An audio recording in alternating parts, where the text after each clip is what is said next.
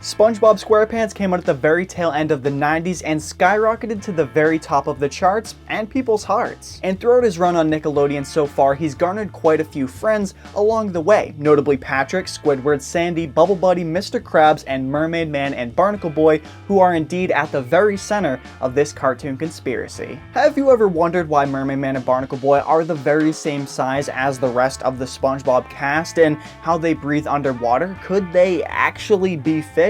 Well, that's a lot to unpack. Let's see if we can figure it out. Hi everyone, I'm Justin with channel Frederator, and in this episode of Cartoon Conspiracy, we're going to see if we can figure out the mystery behind Mermaid Man and Barnacle Boy and how they even exist in the underwater world of SpongeBob SquarePants. You ready? I'm ready. No, I'm not going to use the same joke twice. Here we go.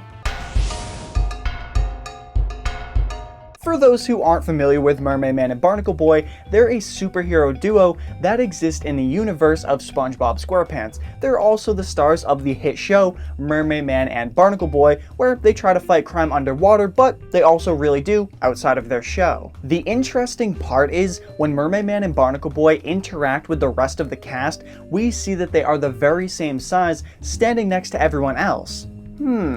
This got us thinking, how could this be, and how could these two possible humans be the same size as everyone else? Are they man or fish? Well, let's think about this. In the world of SpongeBob, we know that there are multiple species. There's fish, crustaceans, whales, starfish, snails, squids, squirrels, sponges, plant life, and humans, but where do Mermaid Man and Barnacle Boy fit in? You'd think with the humans, but we think differently. We say this because in both SpongeBob feature-length films, we see the characters go on land and interact with humans in our world. In the original movie, we see the characters ride on the back of the Great Hasselhoff, and he's human sized, but they are just wee sea creatures. In the second movie, Sponge Out of Water, the characters are also very far away from Bikini Bottom and in our world, where they do once again interact with humans, and they're still teeny tiny standing next to them. Within these two films, Mermaid Man and Barnacle Boy never make their way onto land, so we can't see how they would stack up to real people, but they are the same size standing next to SpongeBob and friends,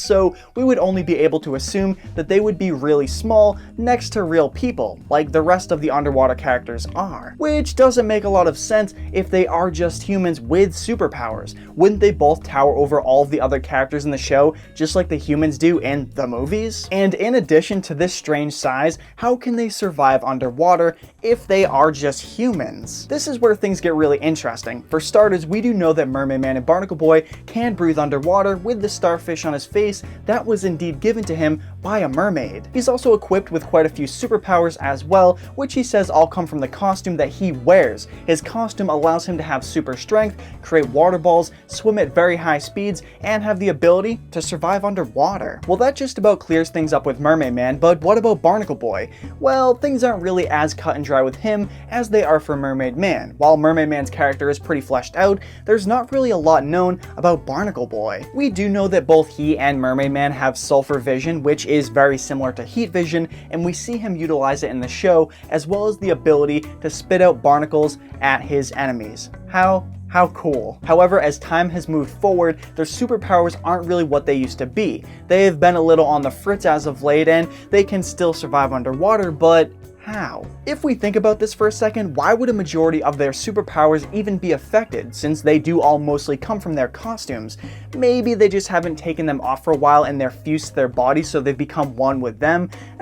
Who knows? Some of these questions do get answered as we peek into their origin story in the SpongeBob episode, Mermaid Man Begins. In this episode, we see SpongeBob and Patrick getting ready to see how their heroes became the heroes that they know and love in the brand new Mermaid Man and Barnacle Boy TV special. But before we give you the rundown, we just want to let you know that this episode has two really different scenarios, but we think that there might be some truth to both of them. Mermaid Man and Barnacle Boy begin to tell their super secret origin story, but keep it in mind that all four of these characters are sitting next to each other, and at this point, they're all relatively the same size. Mermaid Man's origin story kicks off with him getting carried away into the ocean where he meets two mermaids who give him the very iconic starfish that he wears on his face. Well, apart from it looking really cool, it also gives him the ability to breathe underwater. It's part of his suit and it's now a part of him. That's why we never see him remove it because, well, he simply wouldn't be able to survive without it. But how does this work? How does this starfish allow him to breathe underwater? Later on in the episode, Mermaid Man encounters Barnacle Boy doing his job, so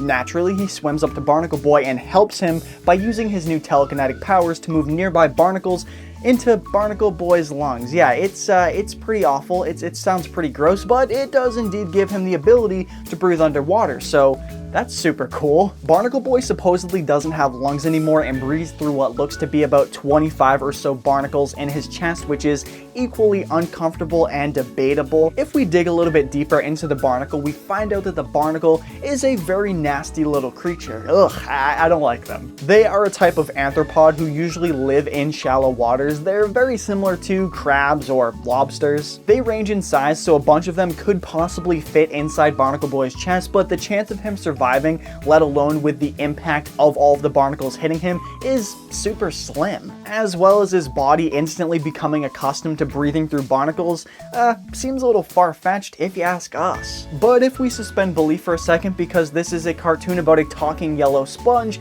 barnacles need to breathe underwater, he also needs to breathe underwater, so it's a fantastic pairing. All things check out for him. And as for the starfish on Mermaid Man's face, well, it's kind of like the same situation. Would our hero actually be able to survive with this? Well, there are two scenarios that could possibly be in play here. The first being the most obvious, in that it's just a real starfish that got stuck to his face and it lives there giving him life, which is an interesting way to look at it, but it just seems just about as unlikely as Barnacle Boy's situation. The second of the two scenarios is a little bit more believable. When Mermaid Man receives the sea star from the mermaids, he makes note to say that it's a magic starfish. Ooh. This starfish doesn't talk, he doesn't walk, but he could possess the very rare ability to allow Mermaid Man to indeed breathe underwater. When the mermaids rescue Mermaid Man from getting swept underwater, they could have saw something special in him and he could be the hero that they were always looking for. So I guess we could say that he was truly at the right place at the right time. But these oral stories are never confirmed to be false, they just keep moving forward, and both characters, Mermaid Man and Barnacle Boy, do contribute more things to the stories. Unless these guys have worked together to formulate an alternate story, I don't see how at least some parts of these stories aren't true. But jumping back to that TV special, it starts with a guy named Tim sitting on his couch and calling to his friend Ernie about a movie starting. Who do these characters actually look like? Well, both Mermaid Man and Barnacle Boy, of course. It has to be them. Our two characters are settling in for a movie night with Ernie making popcorn from the microwave.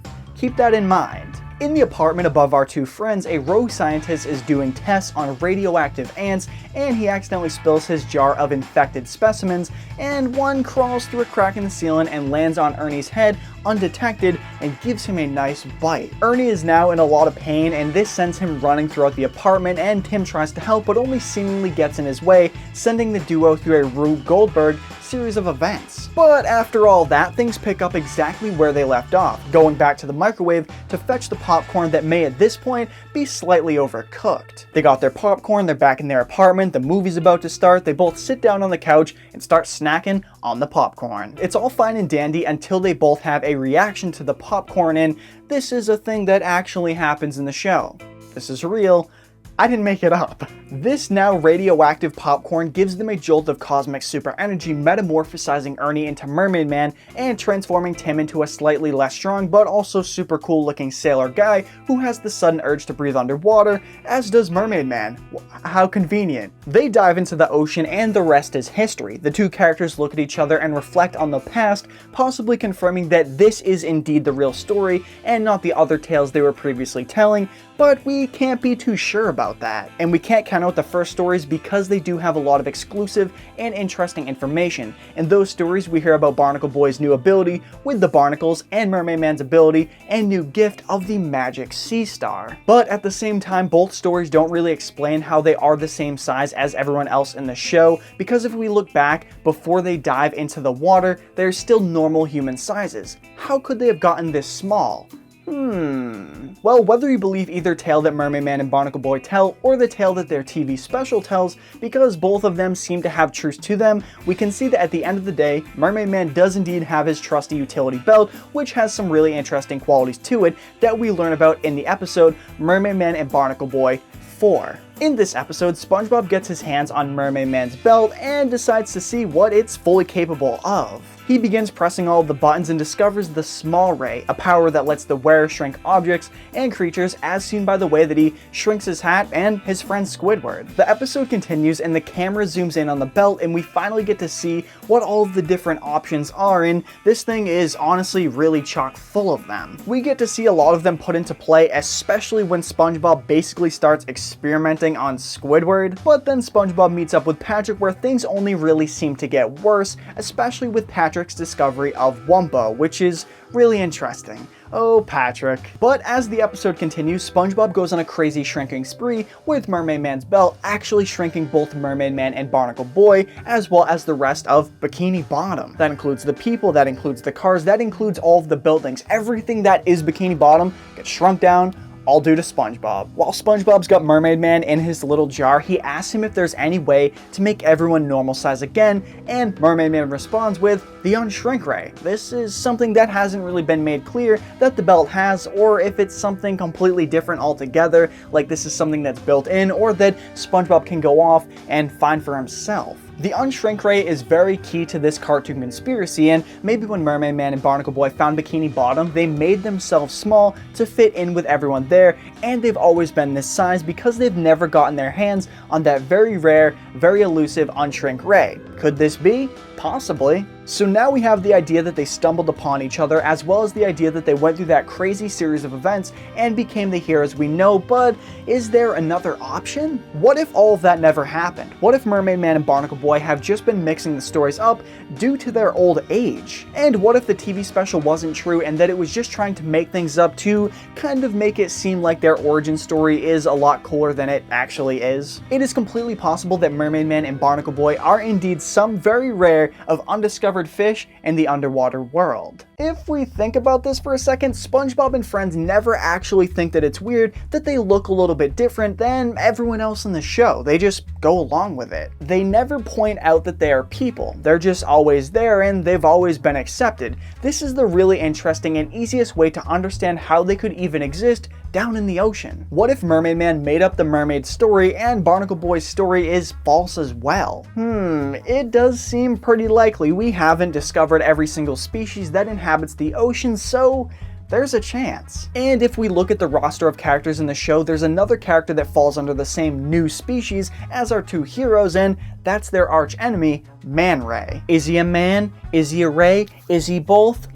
I don't know. Besides the so-called origin story, which may or may not be true, their true species is never discussed. It's just kind of assumed. So just like Mermaid Man and Barnacle Boy, Man Ray could be another link to this. All three of them have existed and lived underwater for so long, and even if they were human, at this point, all three of them would be long gone. There is no possible way that these three people could all live underwater for years at a time and just be just as healthy as they ever were when they lived on land, obviously discounting Mermaid Man and Barnacle Boy's old age, of course. So if you take all of these different ideas into account, maybe Mermaid Man and Barnacle Boy found their way to Bikini Bottom, noticed that everyone was much smaller than them, and used Mermaid Man's Shrink Ray to shrink themselves down and fit in. It's an interesting thing to think about, and it seems pretty likely because if they didn't, they'd be just as big as the humans in both SpongeBob feature films, or maybe they've just been living under the sea for the entire time. These seemingly make a lot of sense, right? But how do they hold up in the breakdown?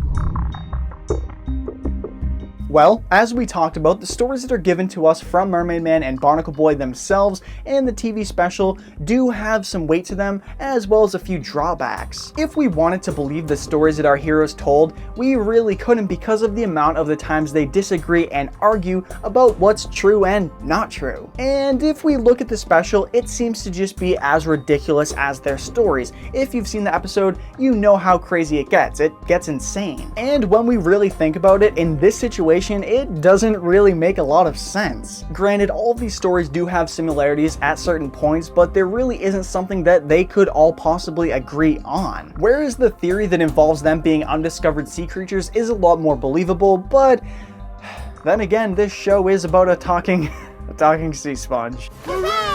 But at the end of the day, with all of this knowledge and the many different origin stories to choose about Mermaid Man and Barnacle Boy, I'd have to give this theory 3 Wombos out of 5. But that's just what we think. Do you think there's another tale that tells the origin story of these two beloved crime-fighting heroes? Do you think there's more to them than just the utility belt shrinking them down to size, or do you guys agree with us and think that they're undiscovered sea creatures, or possibly fish? Let us know in the comment section down below. While you're in that comment section, if you have a cartoon conspiracy that we haven't covered here on the channel, let us know, we'll check it out, and we might do it. Subscribe to channel Frederator to stay current on all future daily uploads, and hit that little bell icon to become part of that awesome notification squad. If you want more from me, check out the description down below, and you can find a link to my channel Stuff with Scoutfly, where I talk about cartoons and animation. As always, until next time, my name's Justin, aka Scoutfly, and don't forget, Frederator loves you.